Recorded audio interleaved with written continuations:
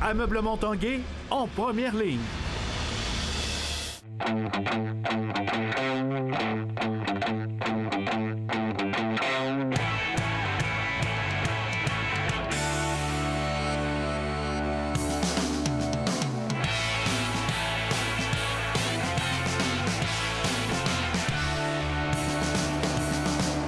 À tous un bon jeudi, bienvenue à l'Esprit sportif. Dans notre émission aujourd'hui, mon confrère Jonathan Fournier est allé voir les athlètes du club de natation Rouge et Or. Également dans nos sujets dans l'action, c'était le lancement aujourd'hui à Québec de la classique hivernale Bauer de Charlevoix.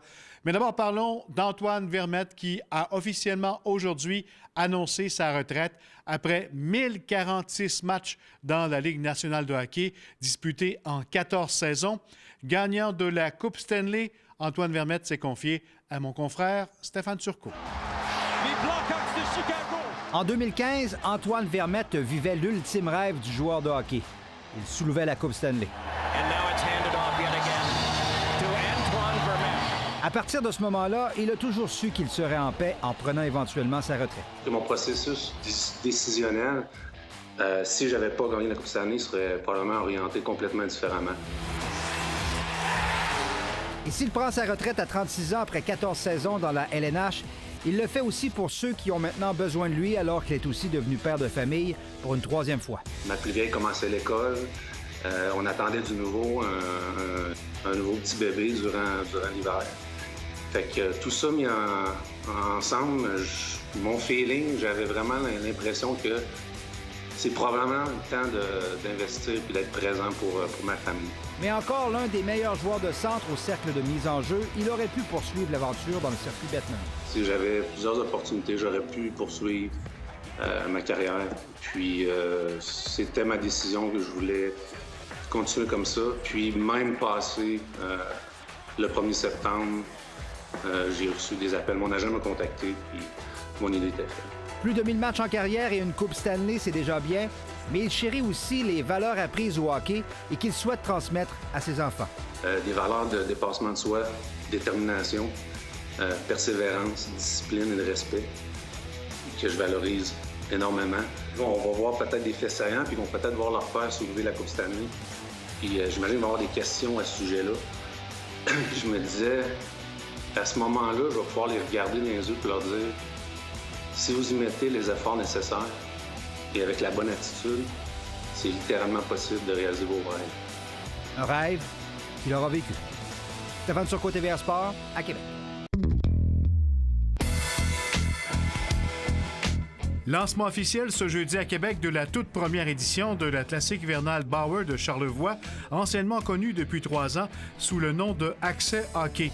Face au succès de cet événement en bénéfice, les organisateurs ont décidé de faire grandir ce rendez-vous les 15 et 16 mars prochains en présentant des rencontres à Baie-Saint-Paul et Clermont avec la présence sur la glace d'une grande sélection d'ex-joueurs de la Ligue nationale de hockey. Ces rencontres Pro-Am mettront entre autres en vedette Marc Messier, Michel Goulet, Stéphane Quintal, Dave Pichette, Mathieu Dandonneau et plusieurs autres vedettes du monde du hockey, avec comme objectif d'amasser des fonds afin de venir en aide aux jeunes sportifs de Charlevoix. Des gars comme Marc Messier, je veux dire, c'était des super vedettes de la Ligue. C'était les meilleurs joueurs de l'histoire de la Ligue nationale. Donc, pour la région de Charlevoix, ça va être vraiment un événement extraordinaire. Et puis, je pense que Stéphane, qui s'implique énormément, amène des joueurs de Montréal aussi. Alors, ça amène une autre dimension à l'événement. Et puis, ça amène aussi d'autres commanditaires. Alors, je pense que tout le monde est gagnant là-dedans. Puis, les jeunes de la région vont en profiter. Les Remparts disputeront leurs 2 prochaines rencontres devant leurs partisans vendredi et samedi. Et ce vendredi, dans le cadre des festivités du 50e anniversaire de la LHJMQ, les Remparts rendront hommage à Maurice Filion, premier entraîneur-chef de l'histoire de l'équipe. En présence de plusieurs anciens joueurs de 2 générations de l'équipe, une bannière viendra immortaliser à tout jamais le travail accompli par Maurice Filion, autant avec les Remparts qu'avec les Nordiques. J'ai juste entendu des belles histoires. De son passage avec les Remparts, il a été fait un travail extraordinaire à l'époque, avec des gars comme Jacques Richard, etc.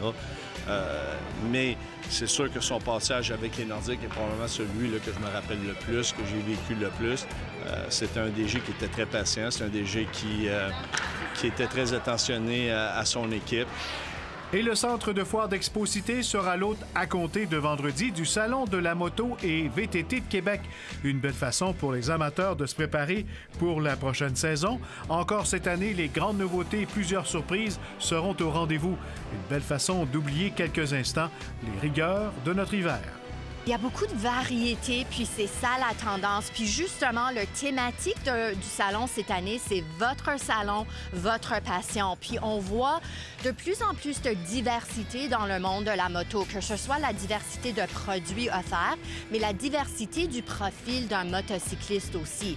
Et la grande messe du football arrive à grands pas ce dimanche avec le Super Bowl, mettant en vedette les Patriots et les Rams. Et selon la simulation du match sur le jeu Madden 2019 d'EA Sports, Los Angeles aura le meilleur sur la gang à Brady, 22-7. Et qui dit Super Bowl dit aussi bouffe. Il n'y a pas que les ailes, le poulet et la pizza. Il y a aussi le dessert. Et encore cette année, Mademoiselle Cupcake à Québec innove avec ses spécialités aux couleurs des deux équipes. Cette année, on offre 4 sortes de cupcakes. On a notre cupcake au Jack Daniel et bacon laqué au sirop d'érable, notre cupcake à la bière stout et glaçage au fromage. On a notre caramel fleur de sel qui est notre plus gros vendeur, mais cette année, il a rampé un petit peu, c'est popcorn au bacon. Et on en a un chocolat avec bretzel et chip barbecue. Le chandail le plus populaire jusqu'à maintenant? Les pâtes. Après la pause, le Rouge et Or natation en bonne position pour un championnat.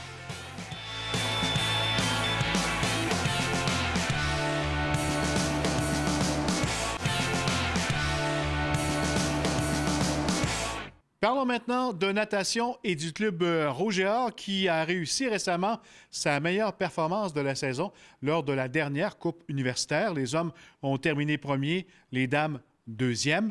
Et l'entraîneur-chef, Nicolas Perron, espère que ses athlètes pourront répéter l'exploit en fin de semaine lors de la Coupe RSEQ et dans quelques semaines lors des championnats canadiens.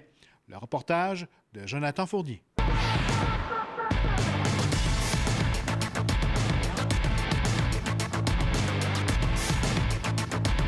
Nicolas, bienvenue à l'Esprit sportif. Ça fait plaisir. On prend des nouvelles du club de natation du Rouge et Or de l'Université Laval. La saison achève. Comment ça s'est porté pour l'équipe féminine, l'équipe masculine jusqu'à maintenant? En fait, c'est une progression assez ascendante où on a commencé très lentement. Dans les 3 premières coupes, on a malheureusement occupé le 4e rang, là, pas mal dans toutes les sphères, là, c'est-à-dire masculin, féminin, combiné. Et à la grande surprise, à la coupe numéro 4, on a remporté la compétition chez les hommes, 2e chez les femmes, ce qui a fait qu'on a terminé 2e au combiné. C'était un petit peu le plan là, de y aller de façon progressive cette année pour culminer avec les championnats nationaux qui sont à Vancouver cette année. Mettons qu'on est très encouragé pour les semaines à venir. Tu as déjà les temps de qualification pour participer au championnat canadien. Quels sont tes objectifs à Vancouver? À Vancouver, c'est sûr qu'il y a des finales A, idéalement, donc c'est top 10. L'année passée, j'ai eu un bon classement en 200 livres, ça c'est ma nage. Cette année, les finales sont en 50, donc ça peut être un avantage pour moi parce que je suis meilleure en 50 qu'en 25 comparativement aux autres filles qui sont bonnes en 25. C'est sûr que je ne dis pas que je vais gagner, là, non. Ça, je vais être quand même très réaliste, mais ouais, j'aimerais ça faire top 5 comme l'année passée, là, ça serait mon objectif aux 200 livres. Vétérante, beaucoup d'expérience, remporter quelques courses. Elle est versatile aussi, c'est ça qui est plaisant. Elle peut faire du crawl, elle peut faire de la brasse, elle peut faire du 4 nages. Elle est bonne dans les relais aussi. Fait que, jusqu'à présent, c'est notre meilleure pointeuse là, chez les filles. Là, Ottawa est rendu dans le circuit, donc certaines filles qu'on connaissait pas des saisons précédentes qui sont rendues avec nous dans le circuit, qu'on connaît plus ou moins, mais qui arrivent, puis là, on est comme « Oh, c'est qui elle? » Ou même certaines filles de McGill qui viennent d'ailleurs. Justement, c'est pas des filles du Québec. Donc, c'est sûr que certaines forces, c'est toujours des surprises, mais on est là pour compétitionner. Donc, c'est super le fun. Catherine Duquette, une jeune recrue? Oui, une fille de Montréal, on est content. On n'attire pas assez de jeunes de Montréal à notre goût. C'est très bien intégré, bonne attitude. Elle a progressé beaucoup, surtout dans les épreuves de distance au crawl. Donc, une belle acquisition pour nous cette année. C'est un gros plus à la vie scolaire que je peux avoir. Donc, c'est vraiment un très bel atout de faire partie de cette équipe-là. On est super soudés, l'esprit d'équipe est là. Aux compétitions, on s'encourage, on se met les lignes rougeard et tout. Donc, on a vraiment un bel esprit d'équipe. Ça, c'est vraiment génial. J'apprécie beaucoup. Samuel Bélanger en est aussi à sa première saison? Oui, une autre recrue qu'on devrait avoir dans l'alignement pendant quelques saisons encore. C'est un gars qui a de l'expérience internationale. Il a participé, entre autres, aux Jeux du Commonwealth l'année passée. Lui aussi, pour l'instant, c'est notre meilleur pointeur. C'est un gars qui, comme Magali, souvent, c'est le propre des meilleurs pointeurs qui sont capables de nager à peu près tout. En fin de semaine, Samuel va s'aligner, entre autres, sur le 400 mètres 4 nages, qui est à peu près l'épreuve la plus complète là, dans le programme.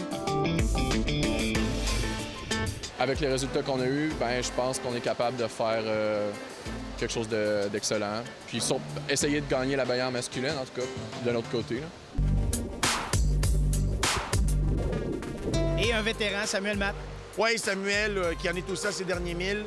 C'est un spécialiste de longue distance, toujours le gars qui est à la fin de la compétition, lorsque c'est le temps du 1500 mètres. On sait qu'on peut se fier sur lui pour compétitionner. J'essaie de pas trop me dire « Ah, c'est la dernière Coupe universitaire 1, c'est la dernière Coupe 2 ».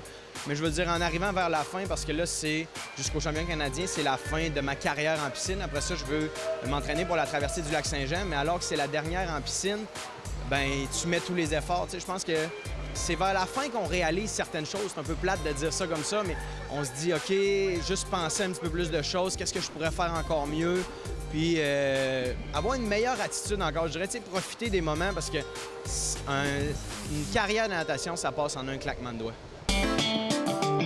Pour les championnats U-Sport, les qualifications se font de façon individuelle. Tu vois, maintenant, là, on est à 19 nageurs qualifiés, ce qui est un très bon score pour nous. Notre deuxième meilleur score de tous les temps, c'est 20.